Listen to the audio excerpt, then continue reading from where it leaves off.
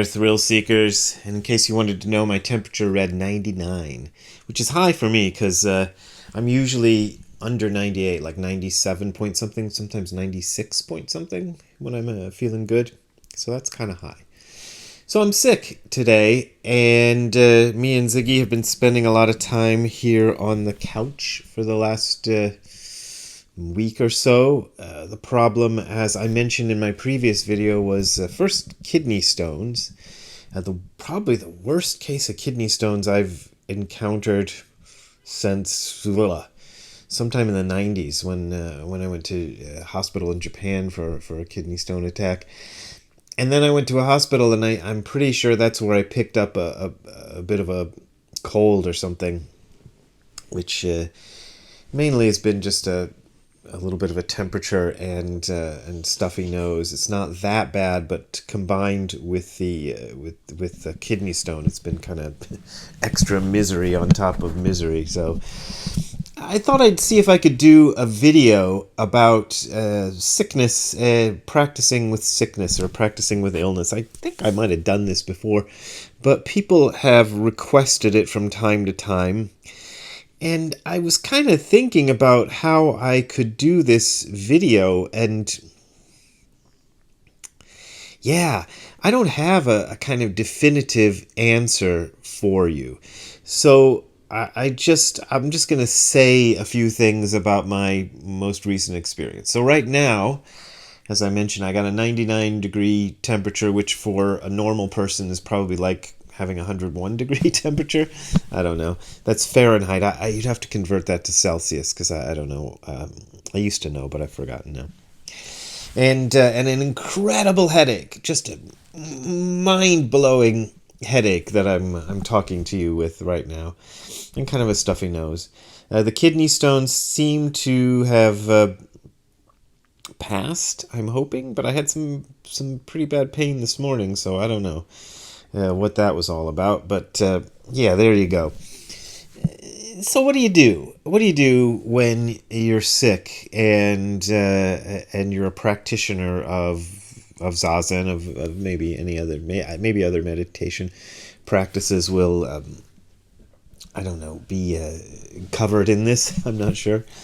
I can just tell you what I did, and see where we can go from that. Didn't I just say that? Oh God, my mind is all crunkly. I'm not on drugs. That's one of the things I did want to mention, though, is drugs.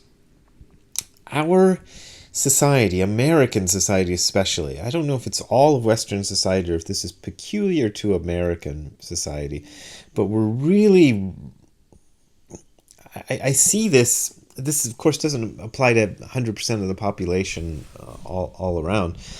But I see this faith in medicine, and a kind of an extreme faith in medicine among Americans these days. And that worries me because medicine can do a lot of good things. And Zen isn't one of those philosophies that asks you to completely dispense with medicine. You know, it's not like, I always bring up the Jehovah's Witnesses, but I don't actually know what the Jehovah's Witnesses or the Christian Scientists, I think, are the other ones that come to mind, the Rastafarians. I know that there are certain religions out there that take a kind of an extreme view of medicine that you should just not take. I'm trying to get Ziggy in the picture here.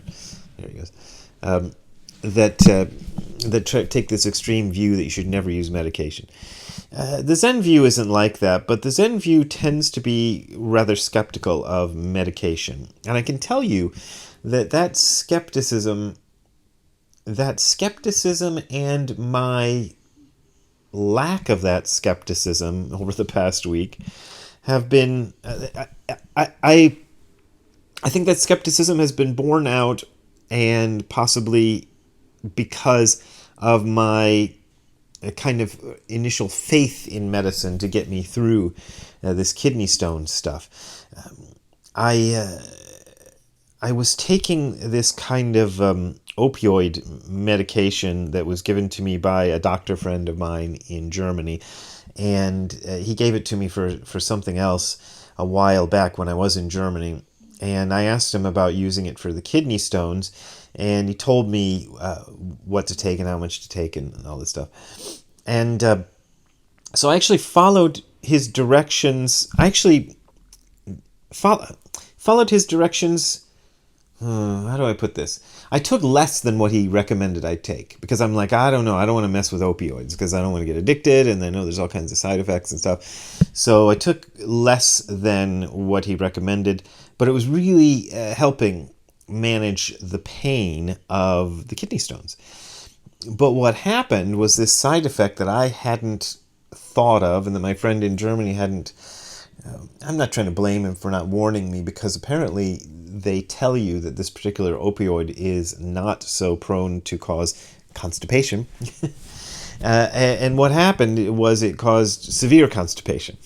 I don't want to get graphic with you. You know, I feel even using the word constipation, which I've done like 4 times already, is a little too more graphic than I wanted to be. But this was more than just merely, you know, I wasn't going number 2 for a couple of days. This was absolute painful, super painful.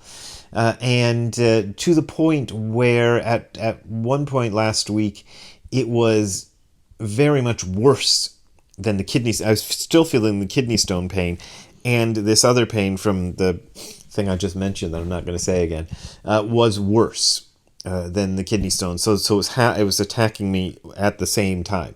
So ironically, the medication that I took to relieve the pain ended up causing more pain. This, I think, is kind of how medicine works.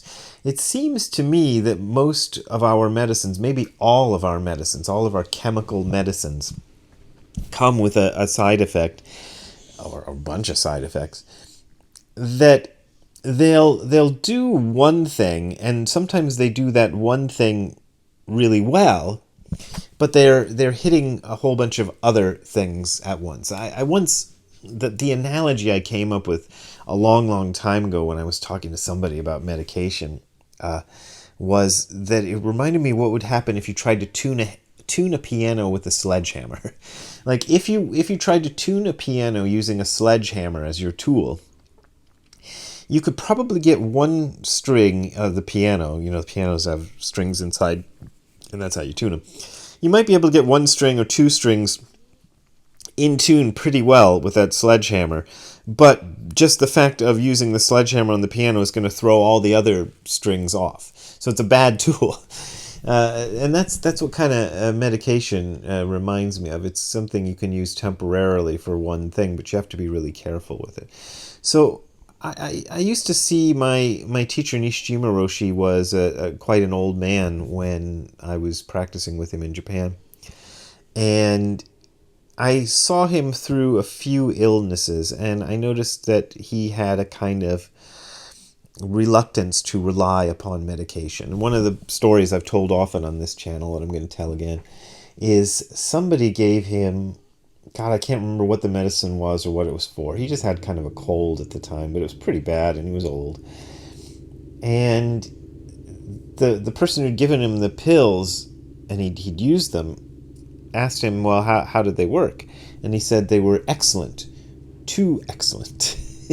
So he had a kind of a suspicion about that, but not the kind of feeling like I'm never going to do that, because he obviously had taken them, so that's how he knew that they were too excellent. But I liked his idea of being too excellent, and I would say that these pain relievers that I was using last week were a bit too excellent. The other thing is about practice itself. The main practice we do in this form of Buddhism that I talk about on this channel and I teach and stuff is Zazen. And Zazen is a kind of seated meditation. You probably want to look it up on your own. I'm not going to describe Zazen in detail to you if you don't know what it is. But it's a kind of seated meditation practice. Now, I'm kind of proud of myself a little bit that I only in this has been going on. The first really bad kidney stone pain I had was last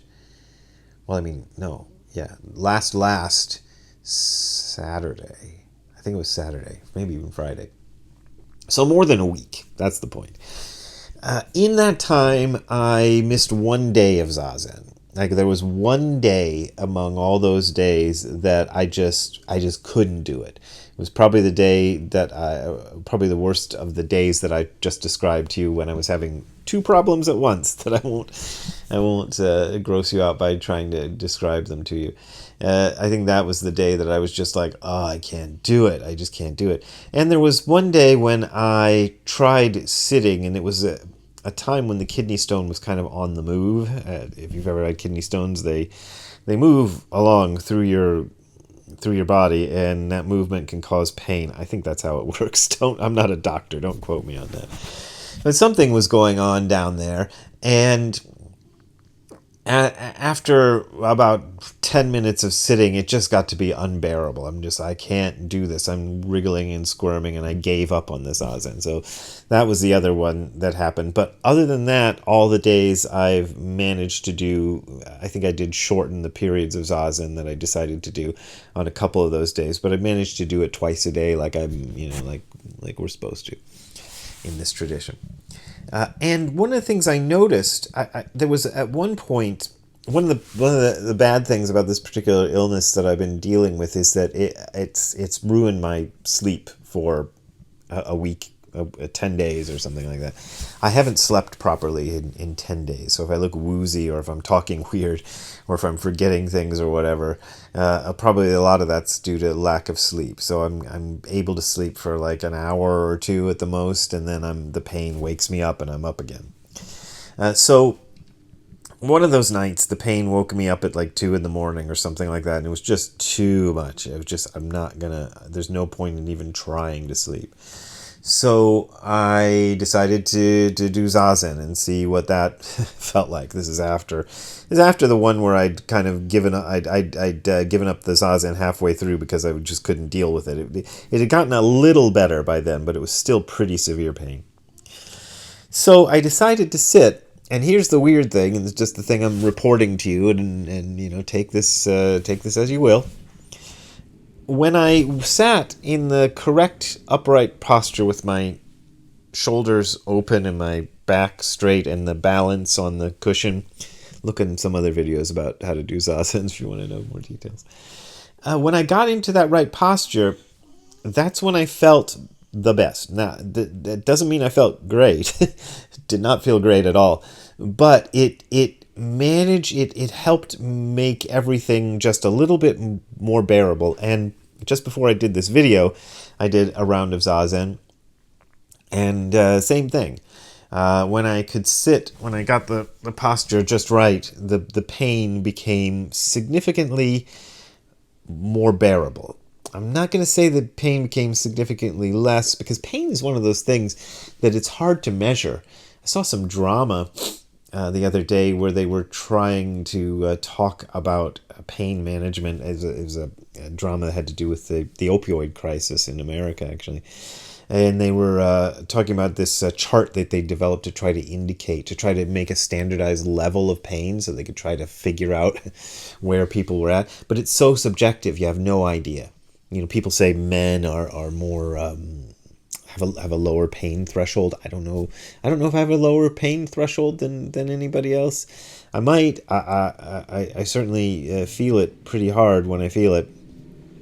But yeah, there's that. But you can't. It's so, the point I'm trying to make is it's so subjective. You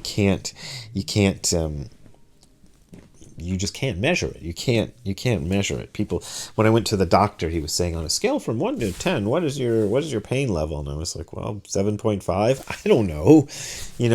I was thinking about how bad it had been in the days leading up to going to see the doctor, and how bad it was at that moment. That's what I came up with. Here's an interesting thing, though, I found, and I should probably do a book report on this. I've had this book for couple of years, I think, and I still haven't managed to get all the way through it. But one of the pieces of literature out there among Dogen's many pieces of literature is this thing called Shobogenzo's Uemonki. And it's credited to Eihei Dogen. This is the new translation by Shohaku Okumura, whose translations I trust. I think he's a good translator, and he does a commentary too, which is really nice. This is a book that I wish I had had a better conversation with Nishijima Roshi about. This edition of the book was not available during Nishijima Roshi's lifetime. It only came out, I think, 2 years ago, something like that, recently. And I came to him one day showing him I'd acquired a different translation of Shobo Genzo's Uibonki. And I said, hey, what about this book? Because he was all into Dogen and Shobo Genzo. And he says, oh, I do not think that book is very reliable. And I wish I had pressed him for more on this, but I was a little dweeb, and it was, I had difficulty. I had a lot of shyness around him at that point, and I didn't want to push it. I never found out if what he meant was the particular translation I had was he thought unreliable, or if he thought Shobo Genzo's Wee Monkey as a thing was unreliable. But the history of Shobo Genzo's Wee Monkey is that it is notes. So although it's credited here to Eihei Dogen, and although the words in the book purport to be those of Eihei Dogen, this differs significantly from Shobo Genzo in that Dogen didn't write this. Like when I say that Dogen writes a book, or when I say that I write a book, I mean I sit there at a laptop and type out the words. And Dogen, of course, didn't have a laptop, but he sat there with a scroll or whatever and a pen, and he wrote the words. That's how Shobo Genzo was produced. Shobo Genzo's Wee Monkey, with a confusing title here, was not like that. It was more typical of what you find from a lot of other Zen teachers, in which a student attending that teacher's lectures made notes and then sort of compiled those notes into his own document, and that's what we get here. It's his student Eijo, and apparently Eijo did not intend this document for publication. These were his personal notes that he had taken for himself to remember things that Dogen had said during speeches, but somebody found them later on, and they became public record after that. So it wasn't intended as a public record. So it just so happens. So I don't know if that's why Nishijima Roshi referred to it as unreliable, because it's Eijo's interpretation of Dogen rather than Dogen's actual words. Interestingly enough, during this bout of severe sickness, I just happened to start reading this book and came across, let me see if I can tell you, these are Shohaku Okumura's numbering system. He gave it the number 1-6 to indicate it's talk number 1, or volume 1, talk number 6. I think something like that. 1-6. It starts on page 41 of the book. If you're looking at the Wisdom Publications book, I think there's only one version of this book. And it just so happened that I came across this little bit that I'm going to read to you. I want to read to you the right portion. He says, this is Dogen's words as filtered through Eijo, as filtered through Shohaku Okumura when he turned it into English.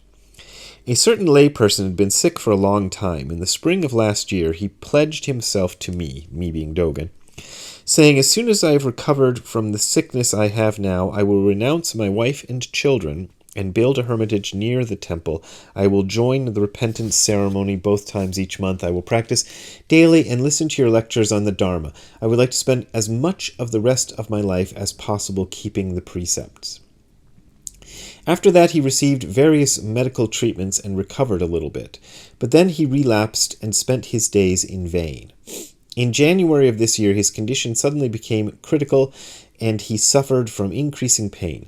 Because he did not have enough time to bring the furnishings he had been preparing, nor to build the hermitage, he borrowed someone else's hut to stay in temporarily. Within a month or so, however, he died. The night before he died, he received the Bodhisattva precepts. That's basically taking the... It's the same vow that priests take, but it's probably not a true ordination, like a priest ordination. But he took the Bodhisattva precepts, and took refuge in the Three Treasures, basically a kind of lay ordination. He was peaceful on his deathbed. It was better than staying at home and dying in a frenzy, clinging to the bonds of affection for his wife and children. However, I think it would have been better for him if he had left home last year when he had first made up his mind, had lived close to this temple, had become familiar with the Sangha, and had ended his life practicing the way. He goes on to say, if we think that because we are physically sick we will practice better only after we have recovered from the sickness, it only shows that we lack the mind of awakening. Because this body is a collection of the four gross elements, who will not become sick? The ancients did not necessarily have golden bones. Only because their aspiration was sufficiently strong could they practice, setting other things aside. We forget trivial matters when an important matter comes up. We must consider the Buddha way to be a vital matter and be determined to investigate it thoroughly in this lifetime, not wasting a single day or hour. And there's more to it, but I know people hate it when I read to them on these videos, so I'm not going to read to you anymore. You'll have to get the book to read the rest. I found that intriguing because on the one hand, I feel that in some sense Dogen is right, but I'm not sure he's right in the way that most of us would think he's right. Remember, he's talking to his monks. He's not talking to the guy who's actually sick and dying. He's talking to his monks. This, again, was not intended for public consumption or wide release, so who knows how he would have written about this subject had he decided to write about it, and he didn't. I think I'm just thinking of this now as I'm talking. He didn't write about it in Shobogenzo, in Shobogenzo proper, not that I can think of. This is something that he said to his monks in a kind of a private setting. So there's that. So he's saying this as encouragement to his monks. He's not necessarily saying it to an actual person who's actually sick. Because to me, I would think if I were confronted with somebody who's actually sick, would I tell them, hey, you should come practice with me instead of hanging out with your wife and family and your dog and staying with them for the remaining days of your life? And I wouldn't. I just wouldn't. I wouldn't do that. I think that things have changed. And these days, maybe things are different. When I think about Nishijima Roshi, that isn't how he ended his life. He ended his life in the care of his daughter and stayed at home. He didn't go off to a hermitage when he was feeling like he was dying. Suzuki Roshi, Katagiri Roshi, some of the other contemporary teachers I know of who died of illnesses when they were maybe too young to have died of such illnesses. They didn't do that. And I can't see myself advising somebody else to do that. So it's an interesting piece that we have here of what he says. And I'll just be honest with you and tell you I don't know exactly what to make of it. When I say that he was right, I think he was right in saying that to his monks to give them encouragement to keep on doing the difficult practice they had to do up there in the mountains in Japan in the Middle Ages. Whether this is good advice to give to a dying person these days who's sick, I can't see myself giving that kind of advice. So there you go. There you go. That's about all I can say. All right, I've said about as many of the things I thought of saying about being sick, and my head is hurting like heck. And I just want to lay down Ziggy. I just want to say this is going to be his cameo. I'm not going to try to get another cameo. He's been in the whole video, so you don't need another whole cameo for him. But he's been a wonder dog. That's one thing about Ziggy that I find interesting and different from other dogs that I've had in my life, which is he seems to really pick up on when somebody's sick. When my wife's been sick, Ziggy hangs around her and almost refuses to leave her side, even if I'm like trying to pull him away so he can go do his business outside or go eat. He seems more interested in staying by her, and he's been by my side for the past week too. He's being this is almost standoffish for him compared to how he's been the past week. He's been like on top of me. So that's really nice, and there's a certain kind of healing power to that. I mean, he didn't fix my kidney stones, but he certainly fixed my mood, and that helps. And I think keeping your mood up during sickness is a good idea. So maybe stay away from too much of the effing internet and all that stuff when you're sick. Don't upset yourself with the latest political or social war stuff going on. Maybe stay away from that. I've been watching, this morning I was watching a really, I thought, interesting documentary about the history of Star Trek. And it made me, it was good because it was light and it didn't have anything upsetting in it, and it was interesting to me, kept my interest up and kept me from thinking about how bad I was hurting right now. Oh, look, I got a text message. Oh. It's Fender Guitars wanting me to buy another guitar. No, Fender, I'm not going to buy another. Love your guitars. I'm not going to buy another one right now. All right, so that's it. That's all I want to say. So we'll see you next time. Have a good time all the time. I'm hoping that within the next few days, or maybe by tomorrow. I don't know. I'm definitely on the mend, as they say in Great Britain. But I'm not out of the woods yet, so I'm still feeling kind of crappy. So I don't know if I'll get another video out this week or not. We'll see. All right, we will see you next time. Have a good time all the time. Bye.